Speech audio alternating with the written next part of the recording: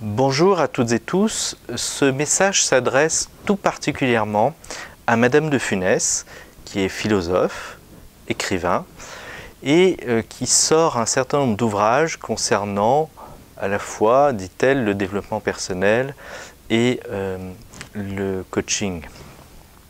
Si je m'adresse ici aujourd'hui directement à vous, Madame, c'est que d'abord j'ai beaucoup de respect pour la philosophie.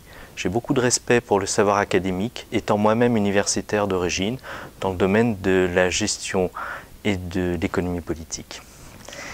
Ce qui me surprend à travers les propos que j'ai entendus de vous, au-delà de l'agacement d'entendre toujours un petit peu les mêmes poncifs, c'est de voir à quel point sur vos interventions pour promouvoir vos ouvrages, et le dernier en date, vous vous autorisez à faire beaucoup d'amalgames. Et il semblerait, parce que j'ai toujours le sentiment qu'il y a rarement d'intention négative dans l'intervention des personnes, que vous ayez aussi beaucoup de méconnaissances sur le métier de coach et de coach professionnel en particulier, ce qui me surprend puisque vous-même vous évoquez que vous connaissez beaucoup de coachs professionnels. Je vais tout de suite pointer un premier élément qui m'a beaucoup heurté lors de l'émission Le Téléphone sonne du 17 septembre auquel vous avez participé. Vous précisez dans cette émission que les formations de coach ne sont pas sérieuses, n'ont aucun fondement, etc. Alors que vous appuyez sur le savoir académique, le savoir universitaire pour valoriser la psychologie, la psychanalyse et la psychiatrie. J'aurais juste plusieurs remarques là-dessus. La première, c'est qu'il y a énormément, je l'ai déjà dit dans plusieurs occasions, il y a énormément de diplômes universitaires, de DESU, de DFFSU. Vous en avez à Assas, vous en avez à l'IAE de Lyon 3, vous en avez à Bordeaux, vous en avez à l'université d'Aix-Marseille. Il y a maintenant partout dans le monde des pôles de recherche. Je m'exprime ici en tant que président de l'EMCC France, qui est une très grosse fédération en France de coachs professionnels, qui réunit 1742 coachs à date aujourd'hui, dont 99% sont certifiés. Et nous avons des partenariats de recherche avec des véritables backbones dans le monde. Je cite par exemple Oxford Brookes, qui permet chaque année de faire des conférences internationales. Je cite aussi par exemple Harvard. Je pense qu'on peut considérer que ces universités sont quand même de très bon niveau. Et nous allons bientôt avoir aussi un doctorat en France. Et je me dis, qu'est-ce qui fait que Julia de Funès a une telle méconnaissance par rapport à un métier qu'elle dit si bien connaître. J'ai aussi d'autres éléments qui me perturbent énormément dans ce que vous dites. Par exemple, vous évoquez la notion de business du développement personnel et vous associez cela au monde des coachs. Alors déjà, je voudrais clarifier quelque chose. Il y a assez peu de coachs qui ne font que du développement personnel ou même qui font du développement personnel tout court. La majorité des coachs professionnels, ceux dont nous parlons, qui sont vraiment formés et certifiés, très majoritairement interviennent en entreprise, interviennent dans les associations, interviennent au sein des administrations de l'État, des collectivités locales, et le font principalement sur des sujets professionnels, par exemple de la prise de poste, par exemple de l'épuisement professionnel, par exemple des enjeux de coopération, etc. Donc assez peu sur du développement personnel, même si j'ai un très grand respect aussi pour cette discipline. Autre point encore, c'est vous semblez dire que tous les coachs finalement écrivent des livres de développement personnel et se font énormément d'argent. Alors c'est très intéressant parce qu'il y a beaucoup d'auteurs d'ouvrages de développement personnel qui ne sont pas coachs du tout, qui ne sont pas formés, même qui ne se prétendent même pas coach. Et à l'inverse, je côtoie énormément de coachs moi au quotidien, réellement, étant président de la plus grosse fédération en France, je peux vous dire que j'en côtoie énormément. Et la très grande majorité me dit c'est pas si évident que ça de vivre de ce métier, c'est vrai. Par exemple, sur 28 000 coachs formés en France, on en a à peu près 10 000 qui en vivent. Bon, il y en a bien sûr qui ont fait le choix de ne pas changer de métier d'origine. Ils étaient avocats, ils ont voulu se former au coaching par exemple pour exercer leur métier un peu différemment.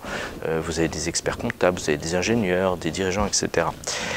Mais donc, nous avons quand même à la fois une population qui dit ben, c'est pas toujours évident, il y en a qui vivent très bien de leur métier, bien sûr.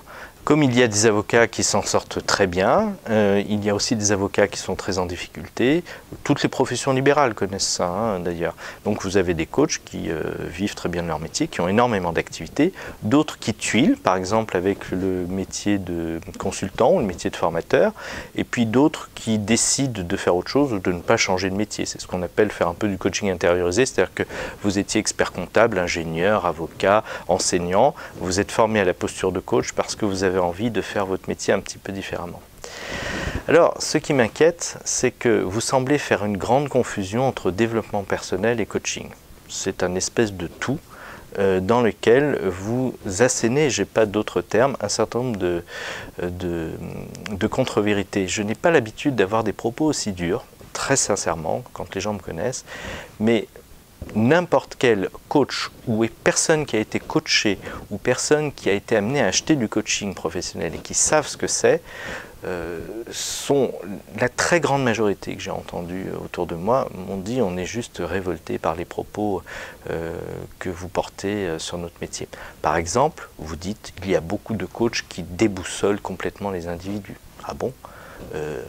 Vous pouvez m'en présenter, m'en citer, me présenter aussi avec ces coachs-là, leurs clients en face qui disent en quoi ils vous ont déboussolé. Vous soulignez, alors là pour le coup à juste titre, que la majorité des coachs sont des coachs de deuxième partie de carrière. C'est vrai. Et c'est plutôt un élément important. Au-delà effectivement de l'aspect technique des apprentissages, il y a plus de 30 courants qui alimentent ce métier, et bien aussi il y a cette capacité à comprendre ce que l'autre peut vivre parce que nous-mêmes nous avons pu vivre des choses de même ordre, pas les mêmes choses, mais des choses de même ordre. Et effectivement nous avons plutôt tendance à dire que c'est un métier de deuxième partie de carrière, même si maintenant on voit sur le marché aussi beaucoup de jeunes coachs et c'est très bien parce qu'ils amènent aussi autre chose. Voilà. Et vous du coup, vous attribuez le droit, et là encore je suis extrêmement choqué par ces termes, donc je suis désolé de cette réaction assez dure, le droit de dire que nous devenons coach soit par incompétence, soit par lassitude, je reprends exactement vos propos de l'émission de Téléphone Sonne, qui ont quitté leur travail, pour qui ce serait un soulagement.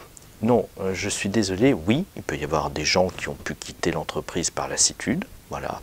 Il y a aussi des gens qui ont quitté l'entreprise et qui sont devenus coachs parce qu'ils avaient envie de faire bénéficier à leurs coachés de ce regard complémentaire, de ce regard un petit peu plus en méta par rapport au système.